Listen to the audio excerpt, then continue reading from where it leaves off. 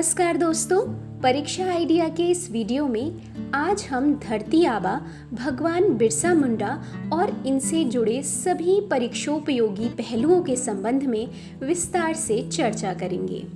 धरती आबा यानी जगत पिता के नाम से प्रसिद्ध एक भारतीय आदिवासी स्वतंत्रता सेनानी, धार्मिक नेता और लोकनायक बिरसा मुंडा जल, जंगल और जमीन के मुद्दे को लेकर चले उल गुलान आंदोलन के नायक थे।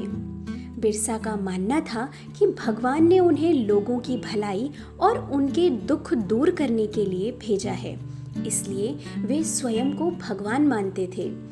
बिरसा ने अपनी अंतिम सांसें 9 जून 1900 को रांची कारागार में ली थी। कहा जाता है कि अंग्रेजों ने बिरसा को जहर देकर मार डाला था। प्रारंभिक जीवन। बिरसा मुंडा का जन्म 15 नवंबर 1875 को बंगाल प्रेसिडेंसी में छोटा नागपुर पठार क्षेत्र के उली हातू में एक मुंडा जनजाति परिवार में हुआ था। उन्होंने अपनी प्रारंभिक शिक्षा सलगा में अपने शिक्षक जयपाल नाग के मार्गदर्शन में प्राप्त की, जिनकी सिफारिश पर बिरसा ने जर्मन मिशन स्कूल में शामिल होने के लिए ईसाई धर्म अपना लिया था। हालांकि उन्होंने कुछ वर्षों के बाद स्कूल छोड़ दिया था। बिरसा मुंडा एक गरीब परिवार से थे और एक किशोर के रूप में उन्होंने मुंडा विद्रोह की कहानियां सुनी और समुदाय के सरदारों को लोगों से विद्रोह करने का आग्रह करते देखा था। बिरसैत संप्रदाय आदिवासियों को ईसाई धर्म में परिवर्तित करने के मिशनरियों के प्रयासों के बारे में जागरूकता प्राप्त करने के बाद बिरसा ने बिरसैत संप्रदाय की शुरुआत की। जल्द ही मुंडा और उरांव समुदाय के सदस्य बिरसैत संप्रदाय में शामिल होने लगे और यह ब्रिटिश धर्मांतरण गतिविधियों के लिए एक चुनौती बन गया। बिरसा ने आदिवासियों को अपने धर्म का अध्ययन करने और अपनी सांस्कृतिक जड़ों को न भूलने की आवश्यकता पर बल दिया। अपने नए धर्म के तहत लोगों को अंधविश्वास, शराब, चोरी, झूठ, हत्या और भीख मांगने के खिलाफ राजी किया। उल गुलान विद्रोह। मुंडा संयुक्त जोत की खून-खट्टी प्रणाली का पालन करते थे, जिनके स्थान पर अंग्रेजों द्वारा जमींदारी प्रथा और राजस्व व्यवस्था लागू कर दी गई। अब सूदखोर महाजन कर्ज के बदले आदिवासियों की जमीन पर कब्जा कर लेते थे।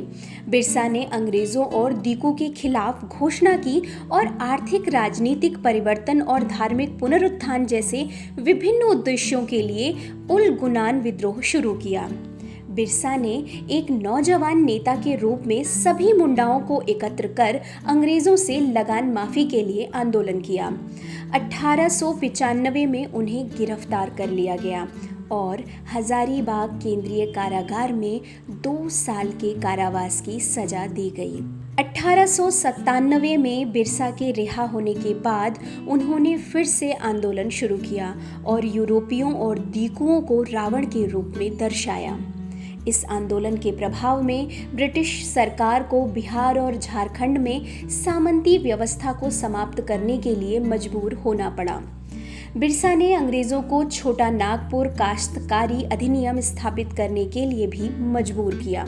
इस अधिनियम ने आदिवासी भूमि को गैर जनजातीय लोगों को हस्तांतरित करने से रोक दिया। जनजातीय दिवस। भारत सरकार ने आज़ादी का अमृत महोत्सव के अंतर्गत वर्ष 2021 में आदिवासी स्वतंत्रता सेनानियों के योगदान को याद करने के लिए 15 नवंबर बिरसा मुंडा की जयंती को जनजातीय गौरव दिवस के रूप में मनाने का निर्णय किया। राष्ट्रीय आंदोलन पर बिरसा के प्रभाव को देखते हुए वर्ष 2000 में उनकी जयंती के अवसर पर झारखंड राज्य बनाया गया था। उम्मीद है आपको हमारा ये वीडियो पसंद आया होगा। अपने वैल्यूएबल सुझाव और फीडबैक कमेंट सेक्शन में देना ना भूलें। हमारा वीडियो लाइक, शेयर और सब्सक्राइब करें।